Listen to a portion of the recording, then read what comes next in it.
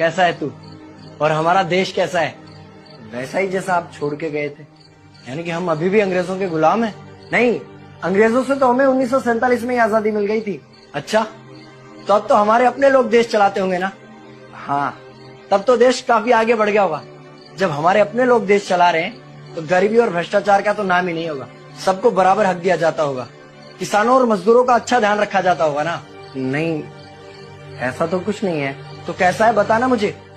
कैसे हमारे अपने नेता, हमारे आजाद भारत के नेता, 100 साल हो गए मुझे गए हुए, बताना। हमारे अपने नेता वो तो अपनी जेबें भरने में लगे हुए हैं।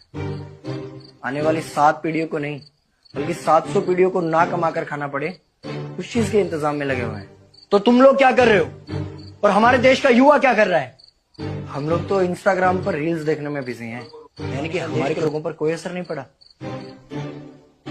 देश के लोगों में कोई देशभक्ति नहीं, कोई देश प्रेम नहीं। नहीं, ऐसा नहीं है। आपके लिए और देश के लिए बहुत प्रेम है भारत के लोगों के दिलों में। हर 15 अगस्त और 26 जनवरी को तिरंगा फहराते हैं, पूरे जोश के साथ भारत माता की जय बोलते हैं और आपकी डीपी भी लगाते हैं। और भारत और पाकिस्तान के क्रिकेट मैच के दौरान तो हमारी देशभक्ति पीक पर होती है। तुम इसे देशभक्ति समझते हो? तो फिर क्या है देशभक्ति? अगर तुम्हारी देशभक्ति समाज को सुधारने में, गरीबों को अच्छी शिक्षा या बराबर का हक नहीं दिलाती तो कोई काम की नहीं है तुम्हारी देशभक्ति। भ्रष्ट नेताओं और सरकार के खिलाफ आवाज उठाओ, लोगों को एकजुट करो।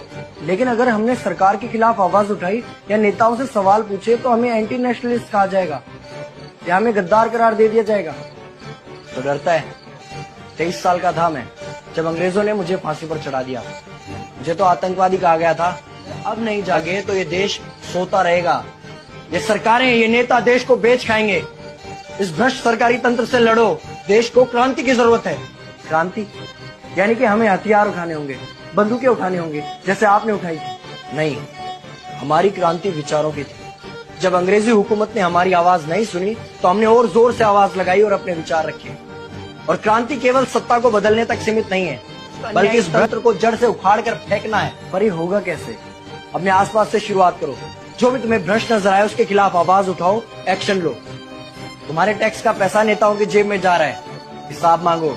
अपने वोट का सही इस्तेमाल करो, लोगों को जागरूक करो और इस देश को आजाद करवाओ। इंकलाब जिंदाबाद, इंकलाब जिंदाबाद।